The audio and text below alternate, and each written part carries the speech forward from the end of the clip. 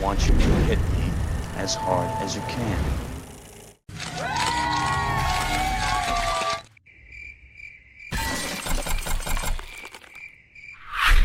He may be your favorite filmmaker and you may not even know it. No, his name is not exactly as recognizable as other Hollywood directors, but John McTiernan has brought us some of the finest cinema to ever explode onto the silver screen. His films redefined and went beyond genre, and even satire. John McTiernan captured the imagination of generations. One man brought us Predator, Die Hard 1 and 3, The Hunt for Red October, Last Action Hero, and more. One man named John McTiernan. He's an underrated genius who makes films with his guts and his balls, but not in a gross way. This dude was pumping out badass classics like it was nothing. Then one day he remade Rollerball and went to prison. Yeah, that's what the fuck happened to him. The end, I guess. But let's go a little bit more into detail, shall we? Because we truly want, no need to know what the fuck happened to John McTiernan. John McTiernan has a tremendous ability to visualize the film in his head and just go get that film. Not waste any time, not bullshit around. Just want to take this time to say thank you for watching. Please like, share, subscribe, and click that notification bell to get those notifications for some of that future content. Now, back to the show. But to truly understand what the f*** happened to director John McTiernan, we must start at the beginning, and the beginning began when he was born on his birthday, 1951, in Albany, New York. Young Johnny Boy went to the prestigious Juilliard School and graduated from the AFI Conservatory with a master's in fine arts. After graduating college, McTiernan would write and direct the film Nomads, starring Pierce Brosnan. You know, the star of Remington Steele, like you've never seen him before. And the star of Remington Steele, Pierce Brosnan, like you've never seen him before. Nomads is a really cool, gritty thriller, and it's filled with some very interesting camera movements and a tense atmosphere. This is truly a magnificent debut for a filmmaker, if I do say so myself, and myself does say so. The film was made for a relatively low budget and was able to pull in over $2 million at the box office. But those pesky critics, they were not kind to the film. Many called it too confusing to understand. However, sometimes all a film needs is one fan. And for Nomads, that one fan happened to be Arnold Schwarzenegger, who was very impressed with how the director was able to create such an action-packed, thrilling thrill ride on such a low budget. So Arnold recommended John McTiernan to the producers of his next project, Predator. You son of a bitch! This is one of the greatest films of all time. One of those lightning in a bottle type things that only seem to happen in the late 80s. With McTiernan in the director's chair guiding a cast full of muscles and future governors, you think you're only getting a badass men on a mission action flick at first. Then the story perfectly transitions into a sci-fi horror extravaganza, blending genres like a blender, resulting in a final one-on-one epic showdown between man and monster. And only one monstrous man could direct such a masterpiece. John McTiernan, I'm talking about John McTiernan. The set of Predator was plagued with problems, one of which being the original suit, which caused Jean-Claude Van Damme to drop out. Plus, the cast and crew was suffering from Montezuma's revenge. All except John McTiernan, of course.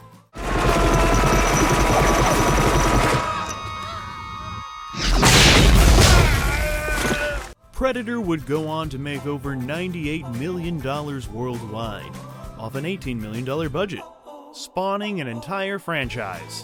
Not exactly sure if that's a good or a bad thing, though, yet. This movie, I think, is better than you're giving it credit for. It is exactly what it is. It is a pure summer action picture. Predator, rated R, now playing in theaters everywhere. And just like how Predator was basically Rambo versus an alien without Sylvester Stallone, his next film was basically Rambo in an office building without Sylvester Stallone. Or at least that's how it was pitched. Because John McTiernan's Christmas classic Die Hard is so much more than that. McTiernan had one condition before accepting the job as director of Die Hard. The film had to have some joy and comedy in it. He had no interest in making a film that was just terrorists being mean. And even though now the film is considered a Christmas classic by everyone in the world, the studio was in desperate need of a big summer release, so in 1988 they decided Die Hard was that movie. Die Hard would go on to make roughly $140 million, and it received many positive reviews, mostly praising the direction, saying that John McTiernan helped the film feel grander than what it truly was, even in its more intimate scenes, and that the way the film was shot helped make sure that every character was fully developed. And the action was pretty badass too. Die Hard would go on to literally inspire every action movie ever made ever since. And this one also went on to spawn a franchise, and I'm not sure if that's a good thing or a bad thing either. Yippee-ki-yay, motherfucker. McTiernan's next film would be the first appearance of the popular character Jack Ryan, played by Alec Baldwin, in The Hunt for Red October. This Tom Clancy novel was labeled unfilmable. But you know what? John McTiernan filmed it. The Hunt for Red October received overwhelmingly positive reviews, even though Sean Connery doesn't even try to be Russian. But nobody really cared because the direction was so well directed. And yeah, the best part about this film is how John McTiernan handles the suspense and action in confined spaces. It's truly brilliant. The Hunt for Red October would be nominated for 3 Oscars, and it would win Best Sound Effects Editing, making just over $200 million at the box office, on a relatively small budget of $30 million. So John McTiernan as a director became known as the guy who knows how to make edge-of-your-seat action films that turn a profit. Good movies that actually make money? Wow! Sean Connery, Alec Baldwin, James Earl Jones, Scott Glenn, Sam Neill. The Hunt for Red October. And then came Medicine Man. John McTiernan would reunite with Sean Connery. I just now realized he works with 2 007s. Unfortunately, Medicine Man was mistakenly marketed as an action flick, but it's actually more of a drama. The film would be a massive misfire for all involved, with the critics disliking the performances, and everyone being disappointed in the lack of action. Wait a minute, I don't understand. What don't you understand? John McTiernan's next film would be another disappointment, even though I consider it to be one of the greatest films ever made. Last Action Hero. This film would reunite John McTiernan with his Predator star Arnold Schwarzenegger for a very meta tale about a movie star and his big screen alter ego. It's a pitch-perfect parody. John McTiernan helped create what they're making fun of, so he is the perfect person to hire to direct this film. He understands what they're making fun of because they're making fun of him. With nothing but love and respect, though, of course. Once you try to paint by the numbers, somebody's going to make fun of you. Last Action Hero was predicted to be a massive summer blockbuster. However, it opened up around the same time as Jurassic Park. And apparently they were still filming and editing this thing 1 week before it was released in theaters. And those pesky critics, they were no help. They just didn't get it. Those critics, they seem to really hate the inconsistent tone. Nobody could really understand if this was a comedy or an action film or what. Oh, shit.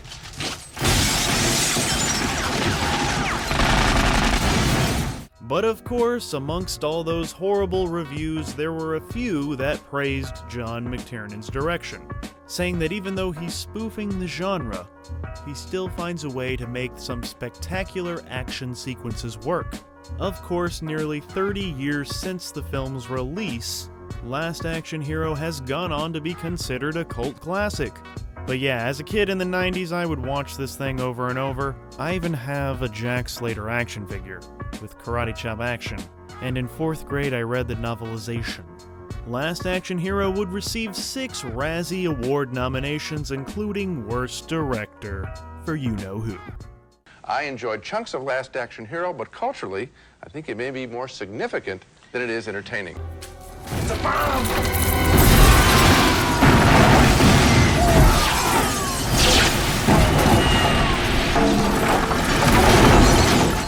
After 2 failures in a row, McTiernan took a self-imposed break from filmmaking, even declining an opportunity to direct Batman Forever.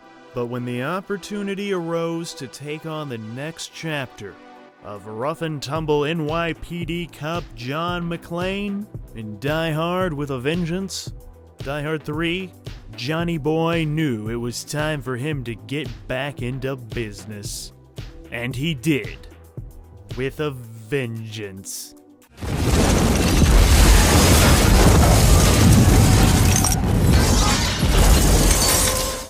And he uses the camera, I think, more than any guy I've ever worked with to tell the story as well, which is like having another character in the film. The original script of Die Hard with a Vengeance was titled Simon Says and was an original story. This was purchased by Warner Brothers and repurposed to be a Lethal Weapon film. Then when that Lethal Weapon film never got off the ground, Warner Brothers put the script on turnaround, which saw Fox pick it up, and they repurposed it once more as a Die Hard sequel, ultimately becoming the 3rd film in this franchise. John McTiernan calls the plot of Die Hard with a Vengeance frail and outrageous, but he hoped that people would enjoy its ridiculousness. And I sure as heck did.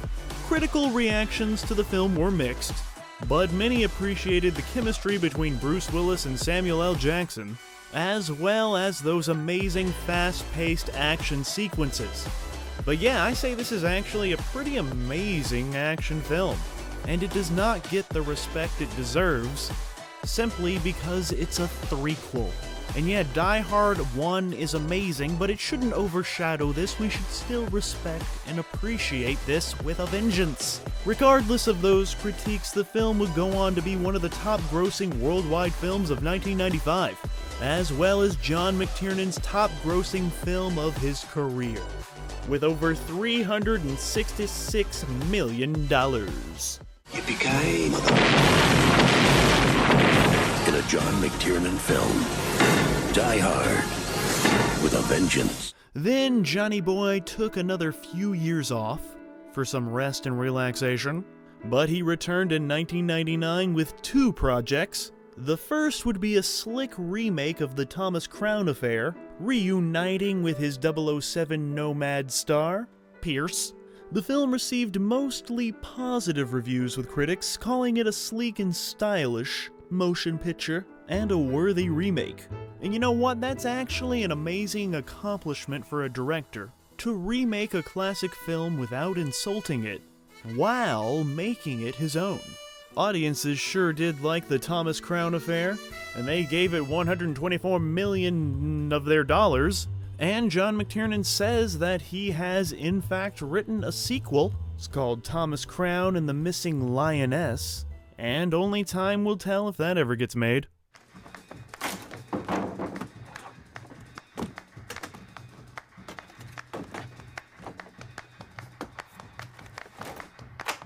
John McTiernan's second film of 1999 didn't fare quite as well.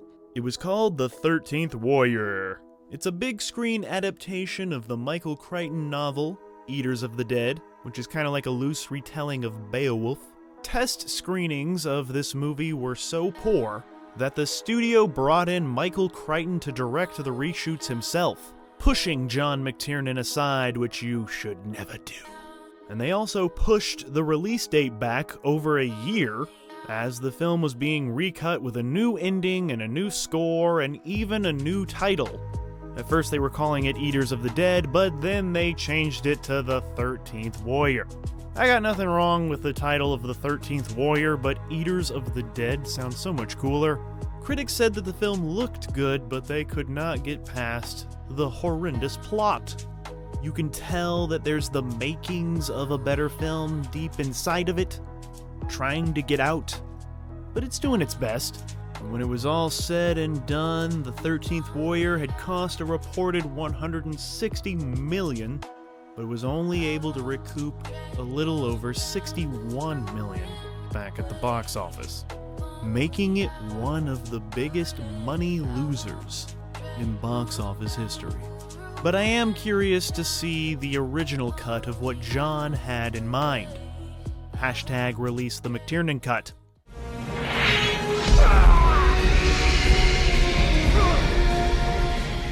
Then, in the year 2002, we would see John McTiernan return to the director's chair to remake Rollerball for some reason.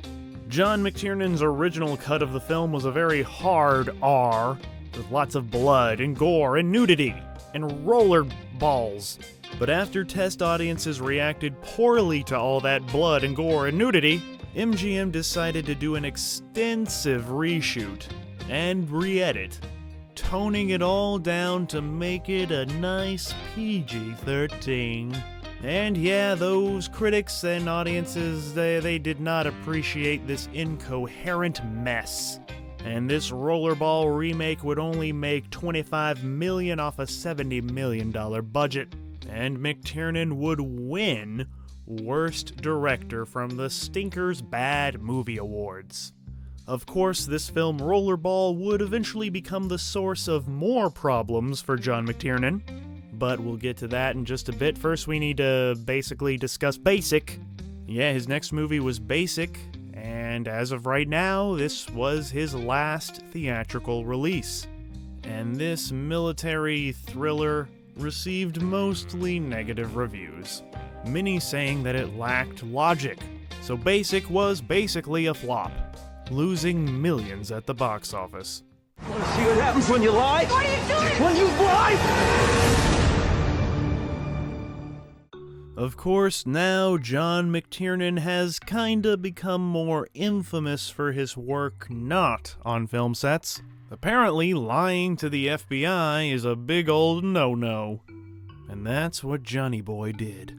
On April 3rd, 2006, John McTiernan was charged with making a false statement to an FBI investigator about hiring a private investigator. This private investigator was being indicted on over 110 counts of serious crimes, such as racketeering, witness tampering, and identity theft, to illegally wiretap the producer of Rollerball. McTiernan apparently didn't see eye to eye with the producer of Rollerball on the direction of the film, and he hired this private eye to find out what the producer's true intentions were, thinking that he was sabotaging Rollerball. Keep in mind, he was doing all of this illegal activity for Rollerball. McTiernan initially pleaded guilty to the charge as part of a plea bargain deal to cooperate with the prosecutors. However, those prosecutors believed that John McTiernan was still lying to them and was only telling partial truths, which then saw them seek a prison sentence for the famous filmmaker. McTiernan then hired new lawyers, accusing his previous ones of essentially not properly defending him. He tried to withdraw his guilty plea, but the judge did not allow that and sentenced him to 4 months in prison and a $100,000 fine. The judge commented that McTiernan was someone who felt that he was above the law. And here is where we learn that sometimes it's better to leave well enough alone. John McTiernan appealed the sentence, and an appeals court actually vacated his sentence, saying that McTiernan was entitled to a proper hearing about his previous plea. But with the case reopening and McTiernan reversing his plea, the prior plea was off the table, and the prosecutors, fed up with John McTiernan's continued lies, filed additional charges against him, including a second charge of lying to the FBI and one count of perjury, with a potential jail sentence of up to 5 years. McTiernan would enter a guilty plea this time on all 3 charges, and was sentenced to 1 year in prison with the same $100,000 fine. The judge said that John McTiernan's crimes were more than just a momentary lapse in judgment, and that he had never seemed to fully accept responsibility for what he had done. Lying on the telephone to the FBI. So bad. Don't lie to them. McTiernan would appeal the decision again, but ultimately it stuck, and on April 3rd, 2013, John McTiernan, world-famous filmmaker, finally surrendered to federal prison in South Dakota for his 1-year sentence. And funny enough, this movie maker said that his prison experience was not like the movies. But apparently he suffered from depression while serving time and lost 30 pounds. But it wasn't all a waste, apparently. While in prison, he had the time to write that Thomas Crown Affair sequel. Hopefully it gets made one day. And he learned a lot about himself and how he feels about the corrupt prison system that we have, I guess. But on February 25th, 2014, movie maker John McTiernan was released from prison and was allowed to serve the remainder of his sentence on house arrest. Again, we must all keep in mind that all of this was brought on because of the movie Rollerball, the remake. Die Hard, Predator, or even Last Action Hero, I can understand someone doing time for those, but Rollerball?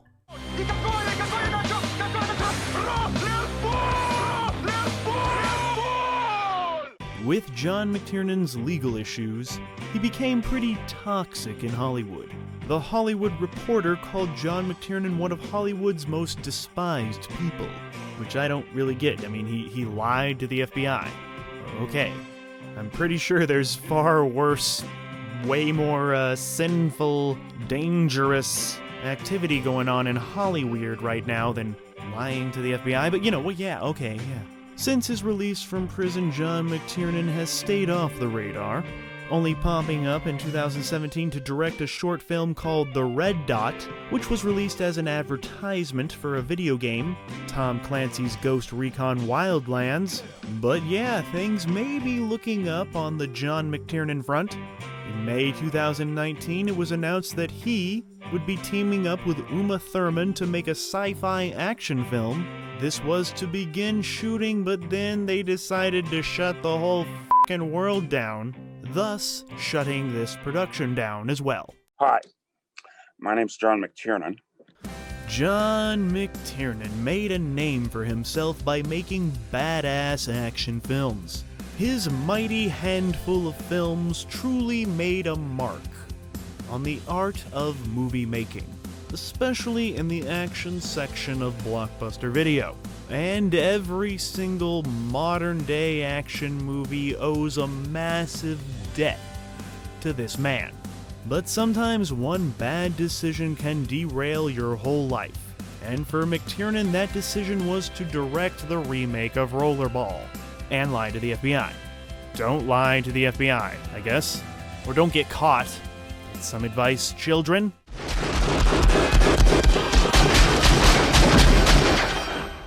Thanks for the advice.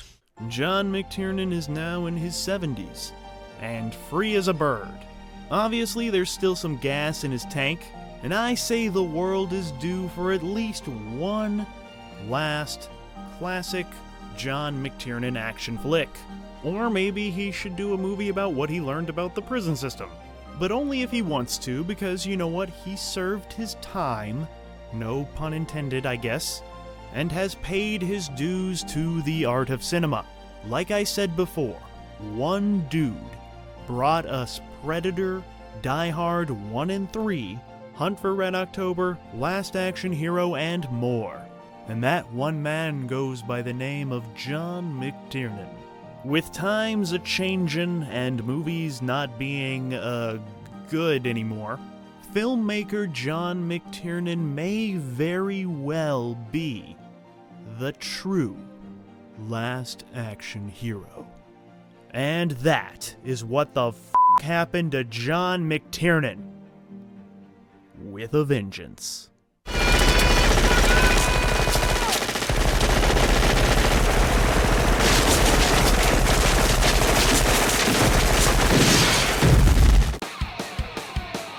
Thank you for watching our show. If you like what you see, please subscribe to our JoBlo Videos channel. Tell your friends who like this sort of content, and turn on the bell to receive notifications for all of our latest videos. We're an independent company, and we appreciate all your support.